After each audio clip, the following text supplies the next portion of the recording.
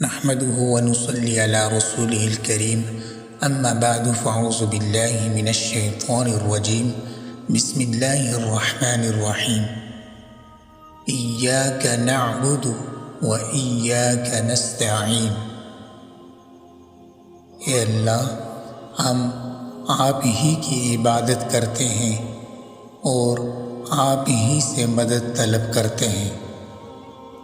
آج کے اس درس کے اندر ہم سورۃ فاتحہ کی آیت نمبر 4 کی مختصر تفسیر بیان کریں گے۔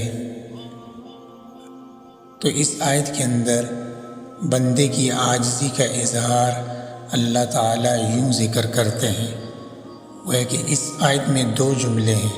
پہلا جملہ ایاک نعبد، جس میں بندگی اور عبادت کو خاص ذات باری تعالیٰ کے ساتھ مخصوص اور محدود کر دیا گیا، گویا کہ بندگان خدا اللہ تعالیٰ کے دربار میں عرض کر رہے ہیں، ہم صرف تیری ہی عبادت کرتے ہیں اور تیرے سوا کسی کی عبادت و بندگی نہیں کرتے۔ کسی کی نہایت درجہ تعظیم کے لیے دل و جان سے انتہائی اور غایت درجہ کی عاجزی اپنے ارادہ سے اختیار کرنے کا نام عبادت ہے۔ گویا کہ عبادت کی تعریف اس آیت کے اندر اللہ تعالیٰ نے ہمیں سمجھا دی۔ کسی کی نہایت درجہ تعظیم کے لیے دل و جان سے انتہائی اور غایت درجہ کی عاجزی اپنے ارادہ سے اختیار کرنے کا نام عبادت ہے۔ یہ عبادت کی تعریف ہے، اور دین کی اصطلاح میں جناب رسول اللہ صلی اللہ علیہ وسلم کی فرمانبرداری کا نام عبادت ہے۔ قولاً اور عملاً، اوامر میں بھی نواہی میں بھی اگر کوئی کام شریعت مطہرہ کے حکم کے بغیر کیا جائے، اگرچہ وہ عبادت ہی کی شکل کا ہو، تو وہ عبادت نہیں بلکہ ایک گناہ ہے۔ دیکھیے، نماز عبادات میں اعلیٰ درجہ کی عبادت ہے، مگر اوقات مکروہ میں کوئی شخص اس کو ادا کرے تو اس نماز کا پڑھنا گناہ ہے۔ ایاک نعبد، اس کے بعد اللہ تعالیٰ نے دوسرا جملہ یہ ارشاد فرمایا ایاک نستعین۔ یہاں بھی ایاک سے حق تعالی شانہ کی ذات گرامی مراد ہے، تو ترجمہ ایاک نستعین کا یہ ہوا کہ ہم تجھ ہی سے مدد چاہتے ہیں اور تیرے سوا کسی سے مدد نہیں چاہتے۔ ایاک نستعین کہہ کر گویا بندہ اللہ کے حضور یہ اظہار کرتا ہے کہ ہماری حیثیت ایک عاجز اور درماندہ غلام کی سی ہے، جس کا سب کچھ آقا ہی کے لیے ہے اور جس کا سر اطاعت ہر وقت آقا ہی کے لیے جھکا ہوا ہے، اور اطاعت و بندگی کا یہ کل سرمایہ بھی ہماری قوت اور کوشش کا نتیجہ نہیں، بلکہ یہ بھی آقا ہی کی دی ہوئی توفیق اور مدد کا صدقہ ہے۔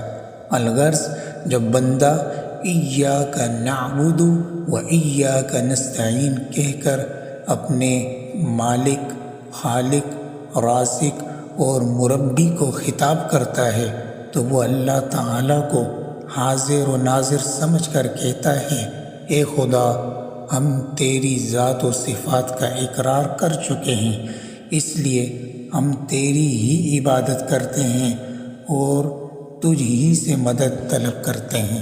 علامہ ابن کثیر رحمۃ اللہ علیہ نے لکھا ہے، پورے دین اور کامل اطاعت کا حاصل یہی 2 چیزیں ہیں جو کہ ایاک نعبد و ایاک نستعین میں بیان کی گئی ہیں۔